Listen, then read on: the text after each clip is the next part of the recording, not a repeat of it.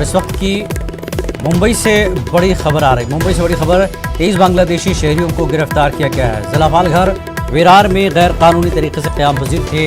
Arnala police मामले में मजीद जांच कर रही है और ATS और एंटी ह्यूमन ट्रैफिकिंग महकमों की ये कार्रवाई। बड़ी खबर मुंबई से 23 बांग्लादेशी शहरियों को गिरफ्तार किया गया है। जिला पालघर विरार में गैर कानूनी तरीके से क़याम पजीर थे। अरनाला पुलिस मामले में मजीद जांच कर रही है और ATS और एंटी ह्यूमन ट्रैफिकिंग महकमों की ये कार्रवाई है, जिसमें 23 बांग्लादेशियों को गिरफ्तार किया गया है। जिला पालघर और विरार में गैर कानूनी तरीके से ये यहाँ क़याम कर रहे थे, तो ATS और एंटी ह्यूमन ट्रैफिकिंग महकमों ने कार्रवाई की। अरनाला पुलिस मजीद मामले की जाँच कर रही है।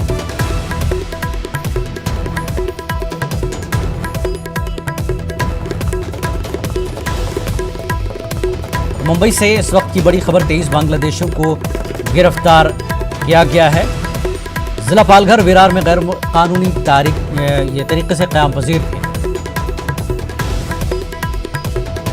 और इस वक्त मजीद जानकारी के लिए बात करते हैं, हमारे नुमाइंदे जाकिर मिस्त्री मौजूद हैं। जी जाकिर, क्या जानकारी है जो गिरफ्तारियां हुई हैं बांग्लादेशियों की?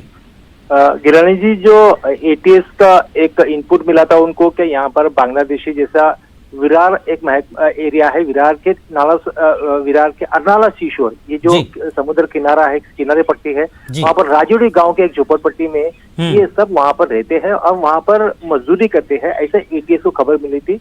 ATS ने फिर छानबीन करने के बाद पहले जो बांग्लादेशी मिला था उनके पास से वो जो इनके पास एक ही रहता है कि वो बोलते हैं कि हम कलकत्ता वाले हैं, लेकिन जो उनको दस्तावेज मिलना चाहिए था वो दस्तावेज उनसे नहीं मिला ATS को। तब ATS ने छानबीन करना शुरू कर दिया। पूरे के पूरे एक कुनबा मिला उनको, एक पूरा एरिया झोपड़पट्टी का एरिया मिला। ये पूरी एक फैमिली है?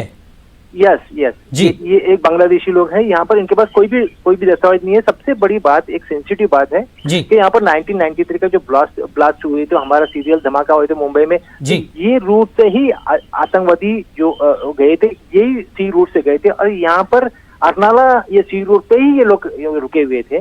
तो मजदूरी करते थे, लेकिन हम लोग ये जान नहीं सकते कि मजदूरी के आड़ में लोग क्या करते होंगे। लेकिन सबसे बड़ी खबर ये है, सबसे बड़ी बात है कि बहुत अच्छी कार्रवाई हुई। 23 बांग्लादेशी कब से ये लोग यहाँ पर हैं?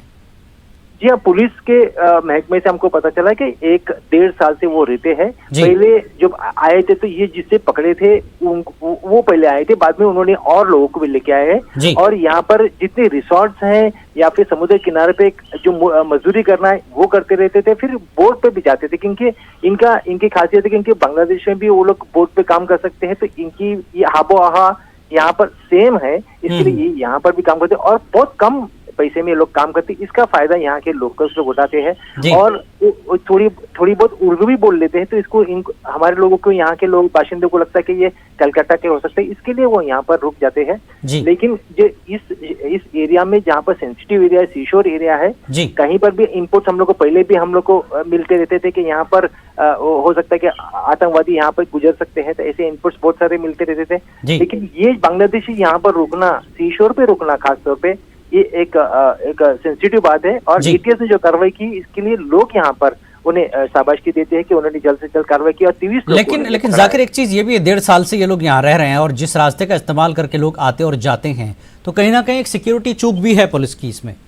ये बात हम बोल सकते हैं, लेकिन फिर भी पुलिस ने जो कार्रवाई की, कम से कम वो तो मानना पड़ेगा कि 23 लोगों तो पकड़े। हाँ, बिल्कुल। ऐसा देखेंगे तो पूरी परिसर, पूरे एरिया में, पूरे क्षेत्र में, तो जिस एरिया में ये लोग रहते हैं, पूरी फैमिली, जैसे कि आप बता रहे हैं कि पकड़ी गई है, तो क्या और भी इस तरह की जो है तलाशी मुहिम चलेगी, इस तरह की कोई कार्रवाई पुलिस की आगे है? क्योंकि ये एक नहीं, फिर ऐसे और कई निकल सकते हैं। तो उस इलाके में अगर इस तरह का माहौल है तो आगे सिक्योरिटी के लिहाज से महफूज किया जाना चाहिए मुंबई को।